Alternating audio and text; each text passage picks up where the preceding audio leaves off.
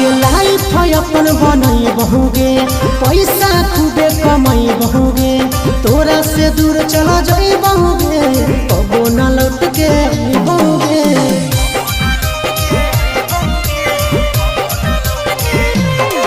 आगे लाइफ अपन बनई बहुगे, पैसा खूबे कमाई बहुगे, तोरा से दूर चला जाई बहुगे, कबो न लौट के बहुगे। सागर बेदर्दी से बोले भी नाता तोड़ गे, अखिया में लोर गे, अब नई तो तोड़ गे, जहियो छोड़ी कमाए लगे लोर गे, देही अखिया में लोर गे, अब नई तो तोड़ गे, जहियो छोड़ी कमाए लगे।